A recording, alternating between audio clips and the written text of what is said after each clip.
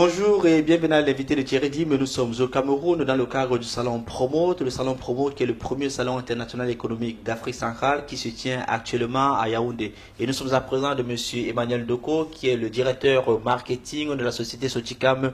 Bonjour monsieur Doko. Bonjour monsieur Dim. Qu'est-ce qui justifie la présence de votre entreprise aujourd'hui dans un salon tel que Promote? Disons que Soticam, c'est une société citoyenne qui doit répondre très favorablement à ce type de salon qui est un salon international.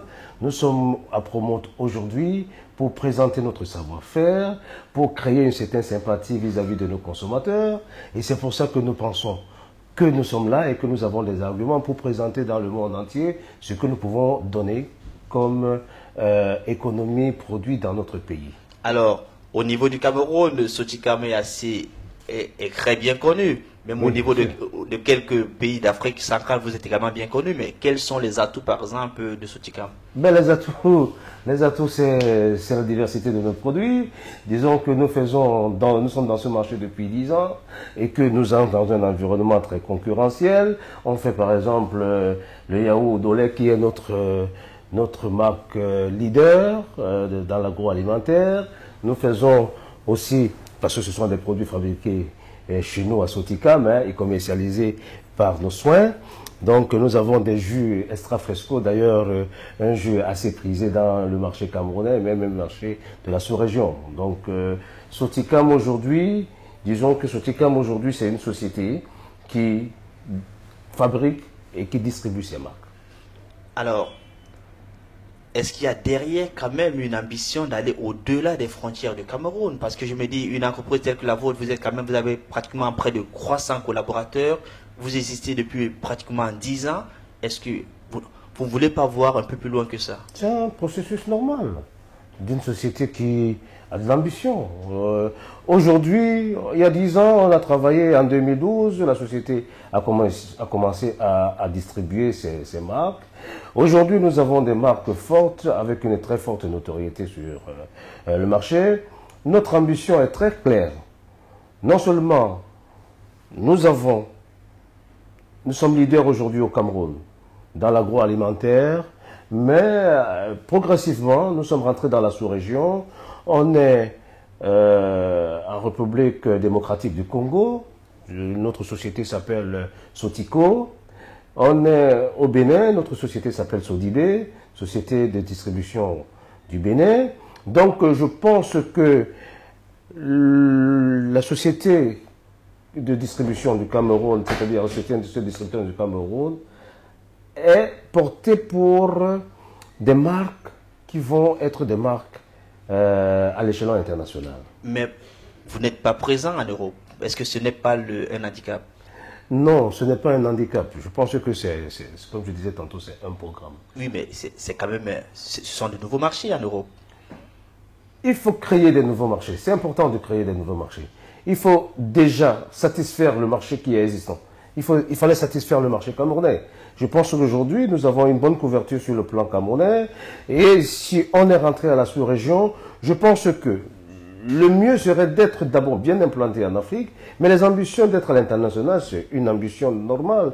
On est en train de s'atteler là-dessus. Aujourd'hui, si nous avons 3 à 4 sociétés en Afrique, naturellement, dans 10 ans, pourquoi pas, peut-être à court terme, on va se pencher réellement à s'ouvrir à l'international. Mais seulement, nos produits se retrouvent.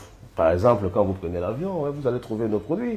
Ça veut dire que forcément, nous sommes en droite ligne d'être un produit qui va, pourquoi pas, arriver en Suisse. C'est-à-dire les produits voyagent déjà dans l'avion, mais pas toute la compagnie, c'est ça? Non, les produits voyagent dans l'avion. Quand vous êtes dans l'avion, on vous sert du yaourt au lait. Donc, ça veut dire que les produits sont déjà des produits qui sont assez prisés. Mais maintenant, sur le plan international, on y pense fortement. Donc, nous pensons que aujourd'hui, nous faisons dans le conditionnement qui nous permet de s'ouvrir dans un monde international et que nous sommes prêts à avoir des partenaires à l'international. Nous sommes prêts à avoir des gens qui viennent chez nous, qu'on rencontre, pour créer un certain partenariat, parce que sur le plan économique, ça crée des emplois, ça nous rend plus forts, ça nous démarque des autres entreprises locales, et puis nous sommes assez ouverts pour ça.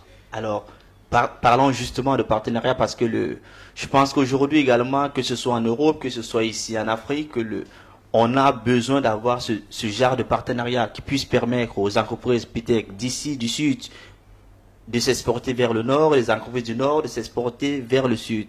Pour vous aujourd'hui, seriez-vous ouvert donc à un partenariat ou avec une entreprise qui pourra distribuer vos produits en Europe?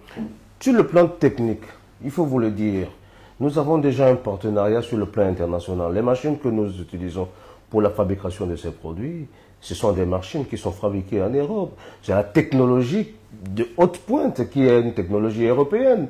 Donc nous avons des partenaires pour entretenir des points de machines. Donc pourquoi ne pas s'ouvrir à l'international sur le plan commercial? On est allé chez Prolote, on a eu quelques contacts, les gens sont venus spontanément vers nous parce que notre stand était très beau, attrayant. Et puis nous-mêmes, on est allé vers d'autres, on a été aux apéros thématiques, on a rencontré pas mal de partenaires qui veulent travailler avec nous. Ben c'était ouvert. Je pense que cela nous donne beaucoup plus aujourd'hui des ambitions de dire, ok, vous pouvez, parce qu'on a commencé il y a 10 ans. C'est pas facile. On a été là il y a 10 ans, dans un environnement très concurrentiel. Nous avons trouvé des gens qui sont là depuis 40 ans et qui distribuaient effectivement, mais de la force de vente que nous avons, de la politique que nous avons mis en place, de la stratégie sur le plan de l'implantation que nous avons mis en place, du dynamisme de la jeunesse que j'ai par rapport à mon équipe, que d'ailleurs vous me voyez, je suis encore jeune. Donc nous pouvons dire aujourd'hui que très sérieusement, nous pensons qu'on est tourné résolument à faire l'exportation de nos produits. Merci Monsieur Doko pour ces explications. Quant à vous, nous vous donnons rendez-vous très prochainement avec un nouvel invité. Au revoir.